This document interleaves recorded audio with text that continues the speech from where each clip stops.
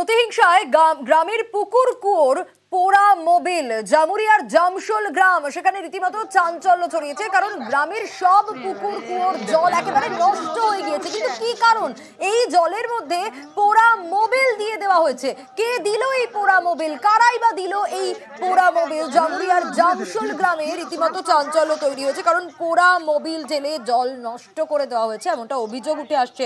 গ্রামের কল পর্যন্ত ভেঙে দেওয়ার অভিযোগ করছেন গ্রামবাসীরা। স্বাভাবিকভাবেই একদিকে যেরকম পুকুরে পোড়া মোবিল দেওয়া হয়েছে, কুয়োতেও দিয়ে দেওয়া হয়েছে, সেই ছবি আপনারা দেখছেন। জলের এই অবস্থা। আমরা বালতিতে যেমন নামেছি কুয়োতে, তারপর দেখছি যে পোড়া মোবিল উঠছে বালতি দিয়ে। মানে রাত্রে কিছু ছিল না, সকাল দিকে হয়েছে, আর বিকালেও কিছু ছিল না। কখন দেখলেন? সকালে। এই ব্যাপার নিয়ে আপনারা প্রশাসনকে জানিয়েছেন? হ্যাঁ, পুলিশ প্রশাসন এসেছিল তো সকালে। আর এই নিয়ে শুরু হয়েছে তৃণমূল সিপিএম এর মধ্যে রাজনৈতিক চর্চা। রাজনৈতিক মতাদর্শগতভাবে কেউ কাউকে ভালোবাসতেই পারে, তার প্রতিদানে এরকম ধরনের কাজ করা এটা প্রচন্ড নোংরামি। যারা এই নোংরা কাজ করেছে তাদের যেন উপযুক্ত শাস্তি হয়।